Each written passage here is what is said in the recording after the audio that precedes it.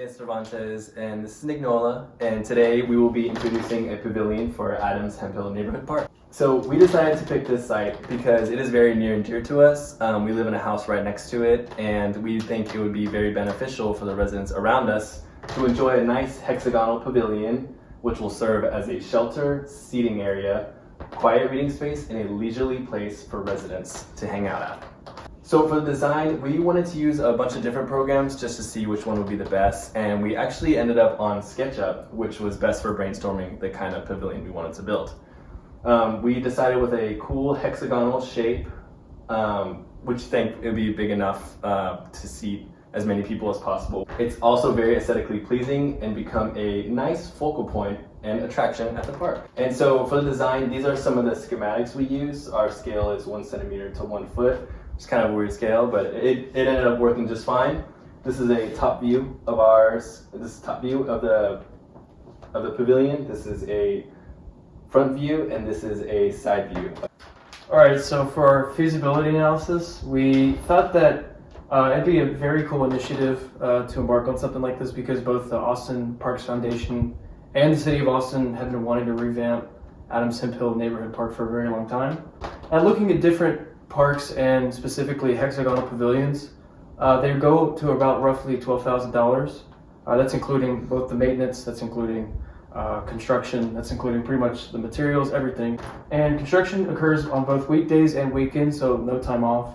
We also thought it'd be important to build it in May to provide shade to foot travelers, UT students, and pretty much everyone that wants to walk through the park. For the project schedule, we have all the activities here, so site selection, design schematic, modeling, feasibility, estimating, video editing, pretty much everything that we've done throughout the project, including the duration and hours and the predecessors. So this right here is the schedule. We have specifically a finish to finish for both D and H as the predecessor for I, which is the actual getting the materials part of it. Also, we had to build the hexagonal pavilion in a pro bono stature because it's by the Austin Parks Foundation and it's nonprofit. So a lot of the materials were bought from like home goods stores such as like Home Depot, Lowe's. Some tools actually were also bought from different tool stations as well, so like Northern Tool. The pavilion doesn't have any water sources, energy, mechanical systems, anything like that. So it's the only thing that really we took into account was the operation and maintenance. So estimating all of this stuff right here is pretty much all of the materials and the stuff that we need to build it. And at the very bottom, it's the painting, cleaning, and the shingle replacement costs. We also looked at the inflation rate, which was found on Statista. This right here is our cash flow diagram.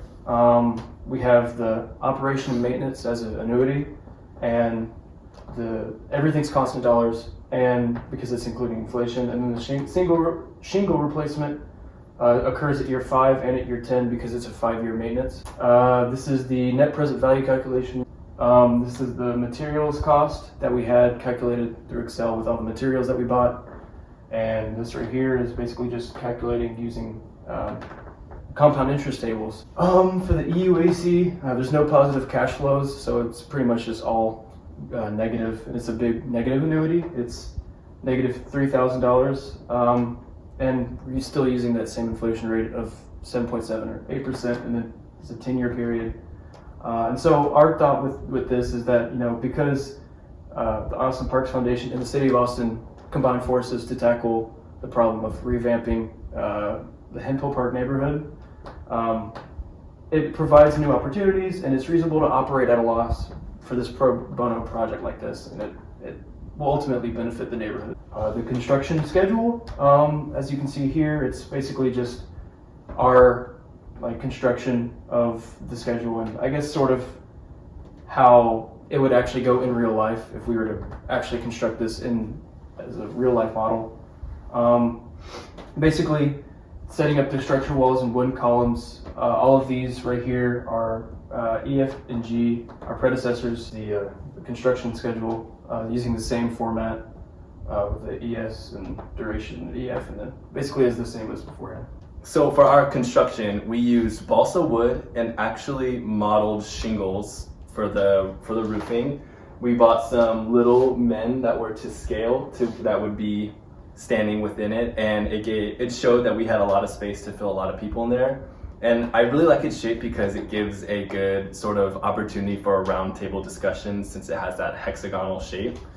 And so for this entire thing, we use fences along the sides, just so that not a lot of in and out could happen on all sides. So it can feel somewhat enclosed, but also you're out in the open. So we basically ran into a few issues whenever we were doing this project.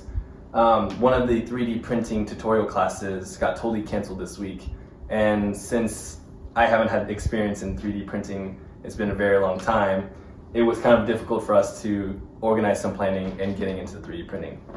Also, for this, it took us a lot of time to find a strong adhesive for a small area because putting this load of shingles on top of it was very difficult, but eventually we found a glue that was good for this kind of wood that we used.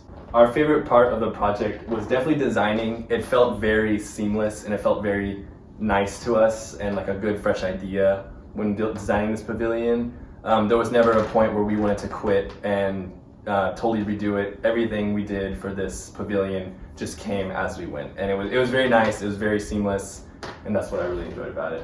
What was your least favorite part?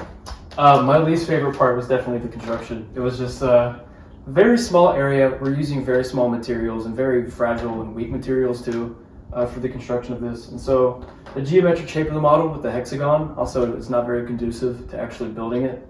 So it was definitely very tough, and I wish the 3D printing ended up working out like that, but unfortunately it did not. But I still am very proud of what we did. So that's it. Thank you so much.